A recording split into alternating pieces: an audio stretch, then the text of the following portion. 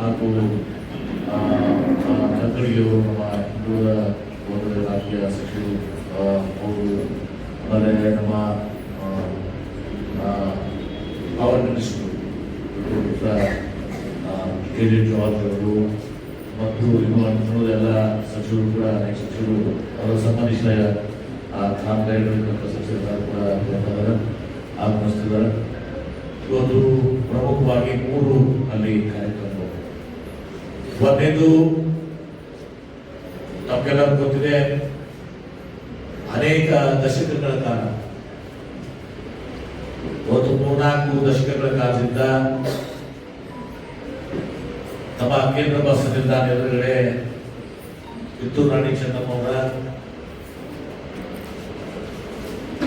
ನಮ್ಮ ದೇಶದ ಸ್ವತಂತ್ರಕ್ಕಾಗಿ ಹೋರಾಟ ಮಾಡಿದಂತ ತಾಯಿ ಅವರ ನಮ್ಮೆಲ್ಲರ ಕರ್ನಾಟಕ ರಾಜ್ಯದ ಹೆಮ್ಮೆ ವೀರರಾಣಿ ಕಿತ್ತೂರು ಚೆನ್ನಮ್ಮವರ ಒಂದು ಸರ್ಕಲ್ ಆಗಬೇಕು, ಮೂರ್ತಿ ಪ್ರತಿಷ್ಠಾಪನೆ ಆಗಬೇಕು ಅಂತ ಹೇಳಿ ಬಹಳ ಆಶಯವನ್ನ ಒಂದು ನಮ್ಮ ಹಿರಿಯರಾದ ಶಂಕರಗೌಡ ಪಾಟೀಲ್ ಸೋಮರಳ್ಳಿ ಬಹಳ ವರ್ಷಗಳ ಕಾಲದಿಂದ ಪ್ರತಿ ಸಲ ಬಂದಾಗ ನನಗೆ ಒಂದು ಮನವಿಯನ್ನು ಕೊಡ್ತಾರೆ.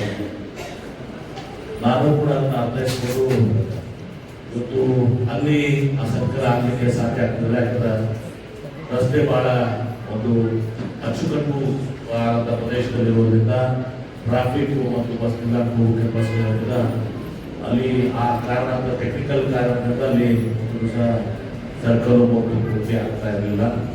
ಮತ್ತು ಎರಡನೇದಾಗಿ ಸುಪ್ರೀಂ ಕೋರ್ಟ್ ನಾವು ನಿರ್ಣಯ ಕೂಡ ಇರೋದ್ರಿಂದ ಆ ಸರ್ಕಲ್ ಆಗಲಿಕ್ಕೆ ಸಾಧ್ಯ ಇರಲಿಲ್ಲ, ಮೂರ್ತಿ ಆಗಲಿಕ್ಕೆ ಸಾಧ್ಯ ಇಲ್ಲ. ಹೀಗಾಗಿ ಇವತ್ತು ನಾವು ಒಂದು ದಿವಸ ನಿರ್ಣಯ ಮಾಡಿ ಇವತ್ತು ಬಸ್ ಸ್ಟ್ಯಾಂಡ್ನಲ್ಲಿ ಕೇಂದ್ರ ಬಸ್ ನಿಲ್ದಾಣದಲ್ಲಿ ಆ ರಸ್ತೆಗೆ ಎದುರುಗಡೆ ಒಂದು ರಾಣಿ ಚೆನ್ನಮ್ಮನವರ ಒಂದು ಮೂರ್ತಿ ಹಾಕಬೇಕು ಅಂತೇಳಿ ನಾನು ಪ್ರಸ್ತಾವನೆಯನ್ನ ಇವತ್ತು ಮುತುವರ್ಜಿ ವಹಿಸಿ ನಾನು ನಮ್ಮ ಏನು FD ಗುಲ್ಬರ್ಗ ನಮ್ಮ FD ಅವರಿಗೆ ಇದು ಮಾಡಿಸಿ ಅವರಿಂದ ಒಂದು ಆದೇಶವನ್ನು ಮಾಡಿ ಪ್ರಪೋಸಲ್ ಮಾಡಿ ಸರ್ಕಾರ ಕಳಿಸಿ ಇವತ್ತು ಒಂದು 60/40 60/40 ಒಂದು ಜಮೀನನ್ನು ಅದನ್ನ ಮುಂದೆ ಎಲ್ಲ ಮುಖ್ಯಮಂತ್ರಿಗಳಿಗೆ ಎಲ್ಲ ಶಿಕ್ಷೆಯನ್ನು ಕೊಡಿಸಿ ಅವರು ಮುಖ್ಯಮಂತ್ರಿಗಳಾದ ಸಿದ್ದರಾಮಯ್ಯ ಅವರು 2013 ಅವಧಿಯಲ್ಲಿ ಅವರು ಮತ್ತು ಕೂಡ ನಮ್ಮ ಶ್ರೀಗಳು ಪಂಚಮಸಾಲಿ ಜಗದ್ಗುರುಗಳು ಬಸವಬುದ್ಧಂಜಯ ಸ್ವಾಮೀಜಿಯವರು ಇವತ್ತು ಎಲ್ಲರೂ ಕೂಡ ನಾವು ಅಡಿಗಲ್ಲನ್ನ ಹಾಕಿದ್ದೀವಿ. ಈಗ ಮೂರ್ತಿ ರೆಡಿಯಾಗಿದೆ, ಆ ಮೂರ್ತಿ ಅನಾವರಣಗೊಳಿಸುವಂತದ್ದು. ಮತ್ತು ನಾನು ವಿಚಾರ ಮಾಡಿದೆ, ಇವತ್ತು ಮೂರ್ತಿ ವೀರರಾಣಿ ಚೆನ್ನಮ್ಮ ಅವರ ಮೂರ್ತಿ ಆಗಿದೆ, ಆ ಬಸ್ ಸ್ಟ್ಯಾಂಡ್ ಕೂಡ ಅವರ ಹೆಸರಿಟ್ಟರೆ ಸೂಕ್ತ ಆಗ್ತದೆ ಅಂತ ತಿಳ್ಕೊಂಡು ನಾನು ಮುಖ್ಯಮಂತ್ರಿಗಳಿಗೆ ಹೇಳಿ ಆದೇಶ ಮಾಡಿಸಿದೆ. ಯಾಕಂದ್ರೆ ವೀರರಾಣಿ ಕಿತ್ತೂರು ಚೆನ್ನಮ್ಮ ಅವರ ಹೆಸರು ಇಟ್ಕೊಂಡು ನಾವು ಹಿಂದೆ ಬೇರೆ ಬಸ್ ಸ್ಟ್ಯಾಂಡಿಗೆ ಬೇರೆ ಅವ್ರ ಹೆಸರು ಕೊಟ್ಟರೆ ಅದು ಸ್ವಲ್ಪ ಅಷ್ಟು ಸೂಕ್ತ ಆಗಲ್ಲ ಮತ್ತು ಅರ್ಥಪೂರ್ಣ ಆಗ್ತದೆ. ಸ್ಟ್ಯಾಚ್ಯೂ ಇಟ್ಕೊಂಡು ಅವ್ರ ಹೆಸರನ್ನ ಬಸ್ ನಿಲ್ದಾಣ ಮಾಡಿದ್ರು ಅಂತ ಹೇಳಿಕೊಂಡು ಅವ್ರ ಹೆಸರನ್ನ ಮಾಡಿದ ಮುಖ್ಯಮಂತ್ರಿಗಳು ಸಂತೋಷದಿಂದ ನನ್ನ ಹೆಸರಿನಲ್ಲಿ ಆದೇಶವನ್ನು ಮಾಡಿ ಅಂಬೇಡ್ಕರ್ ಬಹಳ ವಿಶ್ವಾಸ ತೆಗೆದುಕೊಂಡು ಸಹ ನಾವು ಅದನ್ನ ವೀರರಾಣಿ ಕಿತ್ತೂರು ಚೆನ್ನಮ್ಮ ಕೇಂದ್ರ ಬಸ್ ನಿಲ್ದಾಣ ಅಂತೇಳಿ ಕೂಡ ಮುಖ್ಯಮಂತ್ರಿಗಳು ಸಹ ಅನಾವರಣಗೊಳಿಸಿದ್ದಾರೆ. ಈ 2 ಕಾರ್ಯಕ್ರಮಕ್ಕೆ ಮುಖ್ಯಮಂತ್ರಿಗಳು ಆಗಮಿಸಬೇಕಾಗಿತ್ತು. ಜೊತೆಗೆ ನಾವು ಸರ್ಕಾರದ ಕಾರ್ಯಕ್ರಮಗಳು ನಮ್ಮ ಪಂಚ ಗ್ಯಾರಂಟಿ ಯೋಜನೆಗಳಾಗಲಿ, ಆಮೇಲೆ UD-ಯಿಂದ ನಮ್ಮದು 160 ಕೋಟಿ ಒಂದು, ಆಮೇಲೆ ಇನ್ನೂ ಉಳಿದ ಎಲ್ಲ ಇಲಾಖೆಗಳ ಸಮಾಜ ಕಲ್ಯಾಣ ಆಗ್ಬೋದು, ಅಷ್ಟೊಂದೆಲ್ಲ ಕೂಡ ವರ್ಷ ಜಿಲ್ಲಾಧಿಕಾರಿಗಳು ಕೊಟ್ಟಿದ್ದಾರೆ, ಇನ್ನೂ ಅಡಿಷನ್ಸ್ ಆಗ್ತಾ ಇದ್ದಾವೆ. ಆಮೇಲೆ ಸಮಾಜ ಕಲ್ಯಾಣ ಇರ್ಬೋದು, ಹಿಂದೂ ಇಲಾಖೆ ಇರ್ಬೋದು, ಅಥವಾ ನಮ್ಮ ಎನರ್ಜಿ ಡಿಪಾರ್ಟ್ಮೆಂಟ್ ಇರ್ಬೋದು ಕೆಲಸಗಳು, ಆಮೇಲೆ ನೀರಾವರಿ ಇಲಾಖೆ ಕೆಲಸಗಳು, ಆಮೇಲೆ ಇವೆಲ್ಲ ಕೆಲಸಗಳು ಕೂಡ ಸರ್ಕಾರಿ ಕಾರ್ಯಕ್ರಮಗಳು ಕೂಡ ಒಂದೇ ಇರೋದ್ರಿಂದ ಎರಡನೇದು ಅಂದ್ರೆ ಉದ್ಘಾಟನೆ. ಮತ್ತು 3ನೇದಾಗಿ ನಿನ್ನೆ ನಾನು ಜಿಲ್ಲಾಧಿಕಾರಿಗಳ ನಾನು ಹೇಳಿಲ್ಲ, ಒಂದು ಇಲ್ಲಿ ನಾನು ಅನೌನ್ಸ್ ಮಾಡ್ತಾ ಇದ್ದೀನಿ. ನಮ್ಮ ನಾಡಿನ ಜನಪ್ರಿಯ ಮುಖ್ಯಮಂತ್ರಿಗಳು ಸಿದ್ದರಾಮಯ್ಯ ಅವರು ಒಂದು ಗ್ರಾಮೀಣ ರೈತರ ಮಗನಾಗಿ ಸಾಮಾನ್ಯ ಕುಟುಂಬದಲ್ಲಿ ಜನಿಸಿ ಇವತ್ತು ನಮ್ಮ ಹಿರಿಯರು ಇಂದಿನ ಜನಪ್ರಿಯ ಮುಖ್ಯಮಂತ್ರಿಗಳಾದ ದಿವಂಗತ P. ದೇವರಾಜ ಅವರ ಒಂದು ಅವಧಿಯನ್ನು ಬೇರಿಸಿ ಆ ರೆಕಾರ್ಡನ್ನು ಸಹ ಬ್ರೇಕ್ ಮಾಡಿದ್ದಾರೆ. ಕೆಲಸ ಮಾಡಿ ನಮ್ಮ ಕರ್ನಾಟಕದ ಅತ್ಯಂತ ಹೆಚ್ಚಿನ ಅವಧಿಯ ಒಂದು ಮುಖ್ಯಮಂತ್ರಿಗಳ ಹೆಗ್ಗಳಿಕೆಗೆ ಅವರು ಮಾತನಾಡಿದ್ದಾರೆ. ಅದನ್ನ ಲಾಂಗೆಸ್ಟ್ ಸರ್ವಿಂಗ್ ಚೀಫ್ ಮಿನಿಸ್ಟರ್ ಅಂತಂದ್ರೆ ಅವರಿಗೆ ಗೌರವನ ಸಹ ನಾವು ಜಿಲ್ಲೆಯ ಜನತೆಯ ಪರವಾಗಿ ಸಹ ನಮ್ಮ ಕಾಂಗ್ರೆಸ್ ಪಕ್ಷದ ಎಲ್ಲರ ಪರವಾಗಿ ಆಯಿತು, ಜಿಲ್ಲೆಯ ಜನತೆಯ ಪರವಾಗಿ ಆಗಿತ್ತು. ಅವರಿಗೆ ಒಂದು ವಿಶೇಷವಾದಂತಹ ಒಂದು ಸನ್ಮಾನ ಕಾರ್ಯಕ್ರಮವನ್ನು ಕೂಡ ನಾವು ಹಾಕೊಂಡಿದ್ದೇವೆ. ಅವರಿಗೆ ಸೂಕ್ತವಾದಂತಹ ಗೌರವ ಅರ್ಪಣೆಯನ್ನು ಕೂಡ ಏನನ್ನು ಹೇಳಿದಲ್ಲ ಗೌರವ ಅರ್ಪಣೆಯನ್ನು ಕೂಡ ಮಾಡ್ತಾ ಇರ್ತಕ್ಕಂಥ 3 ಪ್ರಮುಖ ಘಟನೆಗಳು. ಒಂದು ಬೀರಾಣಿ ಕತ್ತು ಚೆನ್ನಮ್ಮನವರ ಅವರು 11:15 ಇವತ್ತು ಬಿಜಾಪುರಕ್ಕೆ ಲ್ಯಾಂಡ್ ಆಗ್ತಾರೆ. ಲ್ಯಾಂಡ್ ಆಗಿ 11:45 ನಾವು ಟೆಂಟೇಟಿವ್ ಆಗಿ ಪ್ಲಸ್ ಆರ್ ಮೈನಸ್ 1 ನಿಮಿಷ 11:45 ಕೇಂದ್ರ ಬಸ್ ನಿಲ್ದಾಣಕ್ಕೆ ನೇರವಾಗಿ ನಮ್ಮ ಸೆಂಟ್ರಿ ಸ್ಕೂಲ್ ಹೆಲಿಪ್ಯಾಡ್ ನಿಂದ ಕೇಂದ್ರ ಬಸ್ ನಿಲ್ದಾಣಕ್ಕೆ ಬಂದು ವೀರರಾಣಿ ಕಿತ್ತೂರು ಚೆನ್ನಮ್ಮ ಅವರ ಮೂರ್ತಿಯನ್ನು ಅನಾವರಣಗೊಳಿಸಿ ಮುಖ್ಯಮಂತ್ರಿ ಇರ್ತಾರೆ, ಸಾರಿಗೆ ಸಚಿವರು ಎಲ್ಲ ಸಚಿವರು ಇರ್ತಾರೆ, ಅನಾವರಣಗೊಳಿಸಿ ಹಸಿರು ನಾಮಫಲಕ ಕೂಡ ಅನಾವರಣಗೊಳಿಸಿ ಅಲ್ಲಿ ಕಾರ್ಯಕ್ರಮ ಬಹಿರಂಗ ಸಭೆಯಲ್ಲಿಲ್ಲ ಅದನ್ನು ಮಾಡಿ ಒಂದು ದಿವಸ ಮುಖ್ಯಮಂತ್ರಿಗಳು ನೇರವಾಗಿ ಯಾಕಂದ್ರೆ ಅಲ್ಲಿ ಜನ ಹಾಕಿರೋದು ಬೇಳೆ ಜನ ಬರ್ತಾ ಇದ್ದಾರೆ. ಆಮೇಲೆ ಅಲ್ಲಿ ಜನ ಅವರೆಲ್ಲರೂ ಕೂಡ ಸ್ಟೇಡಿಯಂ ಬರ್ಬೇಕಾದ್ರೆ ಸ್ವಲ್ಪ ಒಂದು 15-20 ನಿಮಿಷ ಸಮಯ ಬೇಕಾಗ್ತದೆ. ನಾವು ಆ ಕಾರ್ಯಕ್ರಮ ಮುಗಿಸಿ ನೇರವಾಗಿ ವೆರೋಡ್ ರೂಮ್ಗೆ ಹೋಗ್ತೀವಿ. ವೆರೋಡ್ ರೂಮ್ನಲ್ಲಿ ಅಲ್ಲಿನೂ ಕೂಡ ಪಬ್ಲಿಕ್ ಕಾರ್ಯಕ್ರಮ ಇಲ್ಲ, ಅಲ್ಲಿ ಉದ್ಘಾಟನೆ ಮಾಡಿ ಸೈಕ್ಲಿಸ್ಟ್ ಒಂದು ರೌಂಡ್ ಸೈಕ್ಲಿಸ್ಟ್ ರೌಂಡ್ ಮಾಡಿ ರಾಜೀವ್ ಬಿರಾದರ್ ಅವರು ಮತ್ತು ಉಳಿದ ಸೈಕ್ಲಿಸ್ಟ್ ಅಸೋಸಿಯೇಷನ್ ಸೈಕ್ಲಿಂಗ್ ಅಸೋಸಿಯೇಷನ್ ಕರ್ಕೊಂಡು ಒಂದು ಉದ್ಘಾಟನೆ ಮಾಡಿ ಒಂದು ರೌಂಡ್ ಸೈಕಲ್ ಮಾಡಿ ಸಾಂಕೇತಿಕ ಮಾಡಿ ತದನಂತರ ಅಲ್ಲಿಂದ ಮುಖ್ಯಮಂತ್ರಿಗಳು ಸೀದಾ 12:30 ಇದು ಪಬ್ಲಿಕ್ ಕಾರ್ಯಕ್ರಮ ಸ್ಟಾರ್ಟ್ ಆಗುತ್ತೆ. ಆ ಪಬ್ಲಿಕ್ ಕಾರ್ಯಕ್ರಮದಲ್ಲಿ ಮತ್ತೊಮ್ಮೆ ಹೇಳ್ತಾ ಇದ್ದೀನಿ, ಪ್ರಮುಖವಾಗಿ ವೀರರಾಣಿ ಕಿತ್ತೂರು ಚೆನ್ನಮ್ಮನವರ ಒಂದು ಏನು ಮೂರ್ತಿ ಅನಾವರಣಗೊಳಿಸಿದ್ದಾರೆ ಮತ್ತು ನಾಮಕರಣ ಮಾಡಿದ್ದಾರೆ, ಅದು ಒಂದು ಉದ್ದೇಶಿತ ಕಾರ್ಯಕ್ರಮ. ಎರಡನೇದು ನಮ್ಮ ಸರ್ಕಾರದ ಕಾರ್ಯಕ್ರಮಗಳು ಗ್ಯಾರಂಟೀಸು ಮತ್ತೇನು ಅಭಿವೃದ್ಧಿ ಕಾರ್ಯಕ್ರಮ ಜಿಲ್ಲೆಗಳು ಅದನ್ನ ಲೈಕ್ ಎಲ್ಲ ಕಾರ್ಯಕ್ರಮಗಳನ್ನ ಉತ್ತರಿಸ ಮಾಡುವಂಥದ್ದು ಎರಡನೇದು. ಮೂರನೇದು ಅವರಿಗೆ ನಾವು ಜಿಲ್ಲೆಯ ಜನತೆ ಪರವಾಗಿ ಸಹ ಇವತ್ತು ಅವರಿಗೆ ನಾವು ಪಕ್ಷಾತೀತವಾಗಿರ್ತೀವಿ ಸಹ ನಮ್ಮ ಕಾಂಗ್ರೆಸ್ ಜನರದ್ದು ಅಭಿಪ್ರಾಯ ಇತ್ತು, ಜಿಲ್ಲೆಯ ಜನರದ್ದು ಅಭಿಪ್ರಾಯ ಇದೆ. ಇವತ್ತು ಒಬ್ಬ ಹೆಗ್ಗಳಿಕೆ ಪಾತ್ರ ಆಗಿದ್ದಾರೆ ದೇವರಾಜ ನಂತರ ಅವರಿಗೆ ಮಾಡಿದ್ದಾರೆ. ಅವರಿಗೆ ಜಿಲ್ಲೆಯ ಜನತೆಯ ಪರವಾಗಿ ಗೌರವಿಸುವಂತ ಕೆಲಸ ಜಿಲ್ಲಾ ಉಸ್ತುವಾರಿ ಸಚಿವರಾಗಿರ್ಬೋದು ಸಹ ನಾನು ಅವರಿಗೆ ಬಹಳ ಅರ್ಥಪೂರ್ಣವಾಗಿ ಅವ್ರನ್ನ ಗೌರವಿಸುವಂತ ಮಾಡ್ತಾ ಇದ್ವಿ. ಇದು 3 ಕಾರ್ಯಕ್ರಮ ಇವತ್ತು. ಅದಕ್ಕೆ ನಾವು ಈಗ ಕಾಂಗ್ರೆಸ್ ಪಕ್ಷದಿಂದ ಕೂಡ ಆಫಿಷಿಯಲ್ ಗೌರ್ಮೆಂಟ್ ಪ್ರೋಗ್ರಾಮ್ ಅದು ಗೌರ್ಮೆಂಟ್ ಪ್ರೋಗ್ರಾಮ್ ಆಗಿರೋದು ಕಾಂಗ್ರೆಸ್ ಪಕ್ಷದಲ್ಲಿ ಕೂಡ ನಾವು ಜಾಸ್ತಿ ಜನ ಇವತ್ತು ಸಹ ಬರಬೇಕು ಮತ್ತು ಗೌರವಿಸುವಂತ ಕಾರ್ಯಕ್ರಮ ಇರ್ತಲ್ಲ. ಹೀಗಾಗಿ ನಾವು ಕೂಡ ಇಲ್ಲಿ ಸೇರಿಸಿ ಸಹ ಎಲ್ಲ ಬ್ಲಾಕ್ ನಿನ್ನೆ ನಾವು ನಾಗೂರು ಆಮೇಲೆ ಕಡೆಗೊಂಡವರು ಮತ್ತು ಅಶೋಕ್ ಮಂಗಳೂರು ಸೆಷನ್ ಆಗಿದ್ವಿ. ಆಮೇಲೆ ನಾವೆಲ್ಲ ಶಿವಾನಂದ ಪಾಟೀಲ್ ಕೂಡ ಸಚಿವರು ಅದೇ ರೀತಿ ಯಶವಂತಗೌಡ ಕೂಡ ಅವರೆಲ್ಲ ದೇವಸ್ಥಾನ ಎಲ್ಲರೂ ಕೂಡ ಮಾತಾಡಿ ಅವರು ಗೌರವಿಸುವಂತ ಕಾರ್ಯಕ್ರಮ ಹೆಚ್ಚಿನ ಒಂದು ಸಂಖ್ಯೆಯಲ್ಲಿ ಜನ ಬಂದು ನಮಗೆ ಗೌರವ ಸಲ್ಲಿಸುವಂತ ಕಾರ್ಯಕ್ರಮದಲ್ಲಿ ಸಾಕ್ಷಿಯಾಗಿ ಮಾಡಿದ್ವಿ. ಆಮೇಲೆ ವೀರರಾಣಿ ಕಿತ್ತೂರು ಚೆನ್ನಮ್ಮ ನಮ್ಮ ಇದು ಪದಾಧಿಕಾರಿಗಳಾದ ನಮ್ಮ ಆಳುವರು ಎಲ್ಲ ಜನರಿಗೂ ಕೂಡ ನಮ್ಮೊಂದು ಸರ್ಕಾರಿ ಕಾರ್ಯಕ್ರಮ ಸರ್ಕಾರಿ ಊಟ ವ್ಯವಸ್ಥೆ ಮಾಡ್ತಾ ಇದ್ವಿ. ನಾವು ಇಷ್ಟೆಲ್ಲ ವೀರರಾಣಿ ಚೆನ್ನಮ್ಮ ಸೌಲಭ್ಯ ಮಾಡ್ತಾ ಇದ್ವಿ. ನಾವು ಹೊಸ ವ್ಯವಸ್ಥೆ ಏನಿದೆ ವ್ಯವಸ್ಥೆನ ನಾವು ಮಾಡಿಕೊಳ್ಳುವಂಥದ್ದು 20,000 ಜನರಿಗೆ ನಾನು ವ್ಯವಸ್ಥೆ ನಾವು ಸ್ವಂತ ಕಾಂಟ್ರಾಕ್ಟರ್ ಮತ್ತು ಪ್ಲಸ್ ಅವರು ವೀರರಾಣಿ ಚೆನ್ನಮ್ಮರ ಸಂಸ್ಥೆಯ ಒಂದು ಪದಾಧಿಕಾರಿಗಳಿಗೆ ಹೀಗಾಗಿ ಇಷ್ಟೆಲ್ಲ ಕಾರ್ಯಕ್ರಮಗಳು ಮಾಧ್ಯಮದವರು ನಿಮ್ಮ ಸರ್ಕಾರ ಬೇಕು ಮತ್ತು ಮುಖ್ಯಮಂತ್ರಿಗಳು ಎರಡು ಪ್ರಮುಖವಾಗಿ ವೀರರಾಣಿ ಕಿತ್ತೂರು ಚೆನ್ನಮ್ಮನವರ ಅನೇಕ ದಶಕಗಳಿಂದ ನೆನಪಿದ್ದಂತ ಅವರ ಈಗ ಮೂರ್ತಿ ಪ್ರತಿಷ್ಠಾಪನೆ ನಾಮಕರಣ ಆಗ್ತದೆ. ಈಗಾಗಲೇ ಗೊತ್ತಿದೆ ಏರ್ಪೋರ್ಟ್ ನನ್ನ ಆದ್ಯತೆ ಅನ್ನೋದು ನನ್ನ ಕೇಂದ್ರ ಸರ್ಕಾರಕ್ಕೆ ಈಗ ಕೇಂದ್ರ ಸರ್ಕಾರ ಪಾಲ್ಗೊಳ್ಳಿಲ್ಲ. ಆಕ್ಚುಲಿ ಅವರಿಗೆ ನಮ್ಮ ಈಗ ಏರ್ಪೋರ್ಟ್ನಲ್ಲಿ ಇವತ್ತು ನಮ್ಮ ಇದೆ. ಅದಕ್ಕೆ ಇವತ್ತು ನಮ್ಮ ವಿಶ್ವಗುರು ಬಸವಣ್ಣವರ ಹೆಸರನ್ನ ಪುಸ್ತಕಕ್ಕೆ ಮಾಡಿದ್ವಿ. ರೈಲ್ವೆ ಸ್ಟೇಷನ್ಗೆ ಇವತ್ತು ನಾವು ಕೇಂದ್ರ ಸರ್ಕಾರಕ್ಕೆ ಬಂದಿದ್ವಿ. ಹಾಗಾಗಿ ಪೂಜೆ ಆಮೇಲೆ ನಿಮ್ಮ ಸಿದ್ದೇಶ್ವರ ಸ್ವಾಮಿಯವರ ಸಲ್ಲಿಟ್ ಕೂಡ ಆಭರಣ ರಿಸರ್ವ್ ಫಾರೆಸ್ಟ್ ಹೀಗೆ ಆಮೇಲೆ ರಾಣಿ ಚೆನ್ನಮ್ಮನವರು ಅಕ್ಕಮಾವಿಯವರ ಸಮಯಗಳಲ್ಲಿ ನಮ್ಮ ವಿಶೇಷವಾಗಿ ಅಲ್ಪಸಂಖ್ಯಾತ ಬಂಧುಗಳು ಕೂಡ ನಮ್ಮ ಇಬ್ರಾಹಿಂ ಆದಿಲ್ ಶಾಹಿ ಅವರು ಮೂಲಭೂತ ಸಮಾಜದ ಆದಿಲ್ ಶಾಹಿ ಸಲುವಾಗಿ ಇವತ್ತು ಏನಾದರೂ ಮಾಡಬೇಕು ಅವರ ಸಮಗ್ರ ಸಾಹಿತ್ಯವನ್ನು ಸಂಸ್ಥೆಯನ್ನು ನಾವು ಮಾಡಿದ್ರು ಕೂಡ ಇನ್ನೊಂದು ಏನಾದರೂ ಇಬ್ರಾಹಿಂ ಆದಿಲ್ ಶಾಹಿ ಅವರ ಸಲುವಾಗಿ ಸ್ಮರಣೆಗಾಗಿ ಏನಾದರೂ ಮಾಡಬೇಕು ಅಂತ ಅದನ್ನು ಕೂಡ ಅದನ್ನು ಕೂಡ ಮಾಡ್ತೀವಿ. ನೋಡಿದ ಎಲ್ಲರೂ ಯಾವ್ಯಾವ ರೀತಿ ಗೌರವಿಸಬೇಕು ಅನ್ನೋದನ್ನು ಕೂಡ ಗೌರವ ಮತ್ತು ನಾಡಿನ ಆರೋಗ್ಯ ಕೆಲಸವನ್ನು ಮಾಡ್ತಾ ಇದ್ದಾರೆ. ಹೀಗಾಗಿ ಈ ಒಂದು ಕಾರ್ಯಕ್ರಮಕ್ಕೆ ಎಲ್ಲ ಬಹಳಷ್ಟು ವಿಜಯಪುರ ಜಿಲ್ಲೆಯ ಜನ ಪಕ್ಷಾತೀತವಾಗಿ ಸರ್ಕಾರಿ ಕಾರ್ಯಕ್ರಮ ಇಲ್ಲಿ ಪಕ್ಷದ ಕಾರ್ಯಕ್ರಮ ಅಲ್ಲ, ಆದರೂ ಕೂಡ ನಾವು ಅವ್ರನ್ನ ಗೌರವಿಸುವಂಥದ್ದು ಪಕ್ಷಾತೀತವಾಗಿ ಗೌರವಿಸುವಂಥ ಕೆಲಸನ ಜಿಲ್ಲೆ ಜನತಾ ಮಾಡ್ತಾ ಇದ್ದೀವಿ.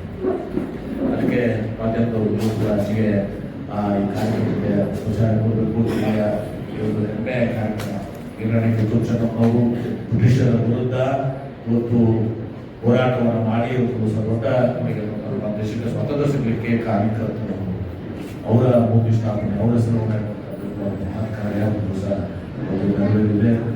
ನಮ್ಮ ಶಂಕರಪುರದ ಆಶಯ ಒಂದು ಸಹ ನಾವು ನೆರವೇರಿಸಿದೆ. ನಮ್ಮೆಲ್ಲರ ಆಶಯ ಕೂಡ ಆಶಯ ನಮ್ಮವರು ಕನ್ನಡಿಗರನ್ನು ಅನ್ನೋದನ್ನು ನಮ್ಮ ಹೆಮ್ಮೆಯ ವಿಚಾರವನ್ನು ಮತ್ತು ಈ ಎಲ್ಲ ಕಾರ್ಯಕರ್ತರು ಅದಕ್ಕೆ ಎಲ್ಲರೂ ಸಹಕಾರವನ್ನು ಮಾಡಬೇಕು. ಕಾರ್ಯಕ್ರಮ ಪಟ್ಟಿಯಲ್ಲಿ 11ರಲ್ಲಿ ಅವರು ಹೇಳ್ತಾರೆ 11:45ಕ್ಕೆ ಬಸ್ ಸ್ಟ್ಯಾಂಡ್ನಲ್ಲಿ ಮಾಡಿ ಅಲ್ಲಿ ಅರ್ಧ ಗಂಟೆ ಹೋಗುತ್ತೆ. ಅರ್ಧ ಗಂಟೆ ಹೋಗ್ತಾರೆ. ಆಮೇಲೆ ನಂತರ ನಾವು ಹೋಗಿ ಹೋಗಿ ಅಲ್ಲಿ ಸಂಖ್ಯೆ ಮಾಡಿ 12ವರೆಗೆ ನಾವು ಟೆಂಟೇಟಿವಾಗಿ ಕಾರ್ಯಕ್ರಮವನ್ನು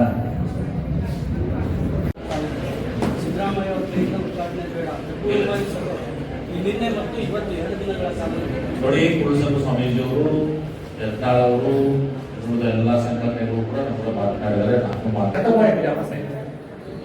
ಶಾಯದ ಕೆಡೆ ಮೇಲೆ ಹೇಗೆ ನೀವು ಹಲ್ಯಾಗ ಹೋದ್ರ ಬೇಡ ಈಗ ಏನು ಬಿಜಾಪುರದವರು ಗೋವಾ ಮಹಾರಾಷ್ಟ್ರ ಕೂಡ ಹೋಗಿದಾರಲ್ಲ ಅದು 75% 84 ಬರ್ತದೆ. ತಾಂಡ ಗಿಡ ನಮಗೆ ಬರ್ತಾವು ಮೇಜರ್ ಆಗಿ ನಾನೇ ಬರ್ತಾವು ನಾಲ್ಕು ನಮ್ಮ ಇದಕ್ಕೆ ಕಟ್ಟಕೊಂಡೋಗಿ ರಾಜವರು ಬರ್ತಾವು. ಈಗ ದುಡಿಯಾಕ ಹೋಗ್ಬೇಕು ಕಡಿಮೆ ಆಗ್ಯಾರ. ಯಾಕಂದ್ರೆ ಇಲ್ಲಿನೇ ಸ್ವಯಂ ಸಿಗ್ತಿತ್ತು. ಆಮೇಲೆ ಫ್ಯಾಕ್ಟ್ರಿಗಳು ನಡೆದಿಲ್ಲ. ಫ್ಯಾಕ್ಟ್ರಿಗಳು ಒಂದೇ ದಿವಸ ಗೇಟ್ ಮಾಧ್ಯಮ 12 ಬಂದಿದ್ದು 3 ಕೊಲ್ಲ ಬರ್ತಾವ ಸಾಯ್ತು. ಇನ್ನೂ 3 ಕಾರ್ಖಾನೆಗಳು ಬರ್ತಾ ಇದ್ದಾವೆ. ಫ್ಯಾಕ್ಟ್ರಿಗಳು ಒಂದು ಫ್ಯಾಕ್ಟ್ರಿ ಅನೌನ್ಸ್ ಮಾಡಿದ್ರೆ 3 ವರ್ಷ ಟೈಮ್ ಬೇಕಾಗ್ತದೆ ಇಂಪ್ಲಿಮೆಂಟೇಷನ್. ಯಾಕಂದ್ರೆ ಸೆಂಟ್ರಲ್ ಎನ್ವಿರಾನ್ಮೆಂಟ್ ಪ್ಲೇಯರ್ಸ್ ಅವೆಲ್ಲ ಇರ್ತವೆ. ಅದನ್ನು ಕೂಡ ಫ್ಯಾಕ್ಟ್ರಿಗಳು ಬರ್ತಾ ಇದಾವೆ.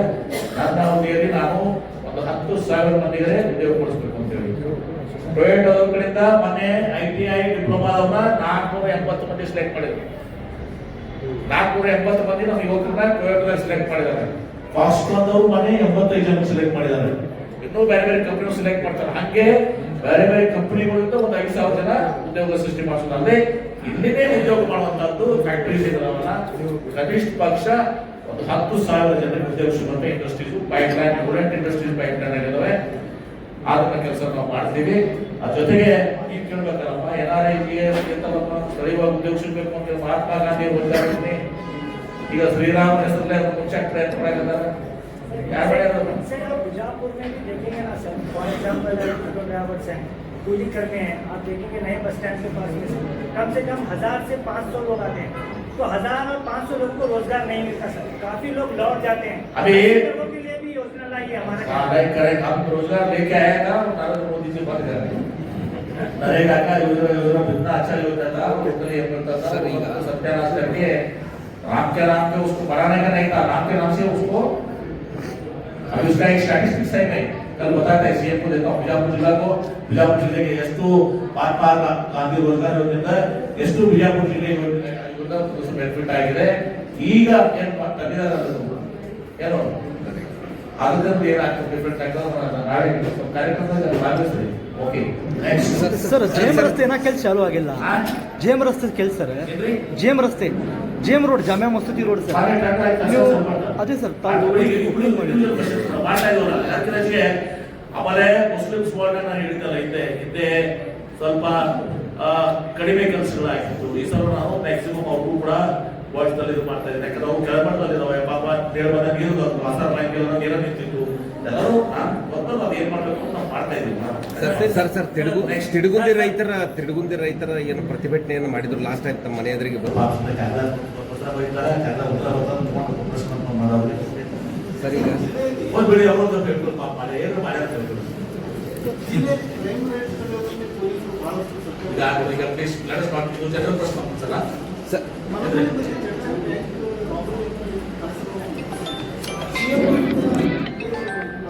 ನಾವು ಗೌರವ ಸೂಕ್ತದ ಗೌರವೀಗ ಸಮಯ ಭಾಳ ಕಡಿಮೆ ಎರಡು ಸೂಕ್ತದ ಪಾಪ ಮಾಡಿದಾರ ಎರಡು ಮಾತ್ರ ಜನ ರೇಟ್ ಮಾಡಿದಾರ. ಮುಖ್ಯಮಂತ್ರಿ ಹೇಳಿಗೊಮ್ಮೆ ಅವ್ರನ್ನ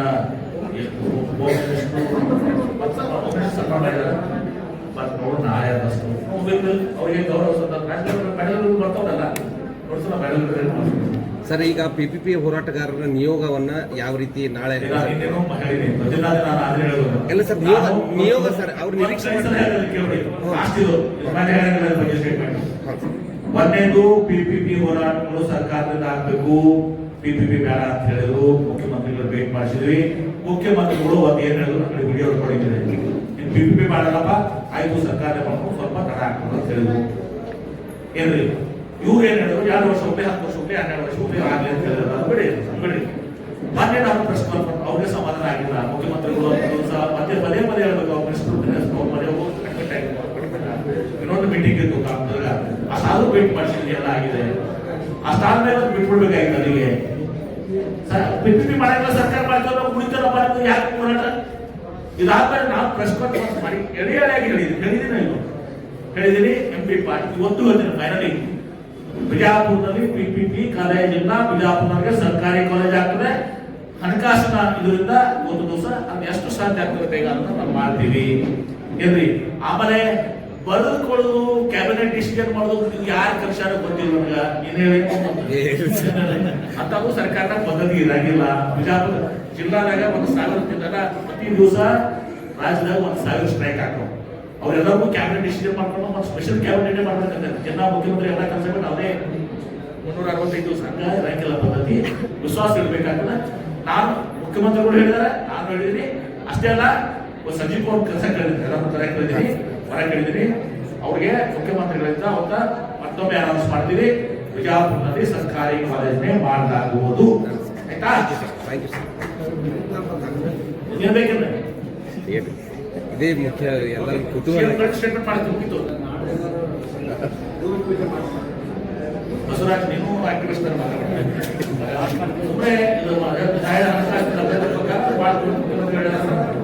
ಸುಮ್ಮನೆ ಭೂಮಿ ಪೂಜೆ ಸುಮ್ಮನೆ ಬಡ್ಡಿ ಇದೆಲ್ಲ ಪ್ರೊಟೆಕ್ಷನ್ ಪ್ಲೀಸ್ ಲಾಸ್ಟ್ ಟೈಮ್ ಮುಖ್ಯಮಂತ್ರಿಗಳು ಶೀಘ್ರದಲ್ಲೇ ರಾಜ್ಯದಷ್ಟು ನಮ್ಮ ಸರ್ಕಾರ ಮಾಡ್ಕೊಂಡು ಹೆಂಗೆ ಅಂತ ಮಾಡ್ತಾ ಇದ್ದೀವಿ ಹೇಳ್ತಾ ಇದ್ದೀವಿ. PPP ಇಲ್ಲ ಸರ್ಕಾರ ಆಗ್ತದೆ, ಮುಖ್ಯಮಂತ್ರಿಗಳು 4 ಕಡೆ ಆಗ್ತದೆ ಭೂಮಿ ಪೂಜೆ ಮಾಡಿದ್ರೆ ಹೆಂಗ್ ಮಾಡ್ತಾರೆ ಅಂದ್ರೆ ಇವತ್ತು ಹಾವೇರಿ ಟೆಂಡರ್ ಆಗಿಲ್ಲ, ಸುಂದರ ಆಗಿಲ್ಲ, ಭೂಮಿ ಪೂಜೆ ಮಾಡಿ ಕ್ಯಾಬಿನೆಟ್ ಆಗಿರುತ್ತೆ ಅದು ಬರೀತೀವಿ ನೀವೇ ಡೆಡ್ಲೈನ್ ಬರೀತೀವಿ. ಪ್ಲೀಸ್ ಓಕೆ ಸರ್ ಭೂಮಿ ಪೂಜೆ ಓಕೆ ಸರ್ ಓಕೆ ಈ sensible right sir thank sir you. Okay sir Gol Gumbaz UNESCO ಸೈಡ್ದಲ್ಲಿ ಬಂದಿಲ್ಲ. ಗೋಲ್ ಗುಂಬಜ್ ಇನ್ನೂ ಯುನೆಸ್ಕೋ ಆಗಿಲ್ಲ ಸರ್. ಗೋಲ್ ಗುಂಬಜ್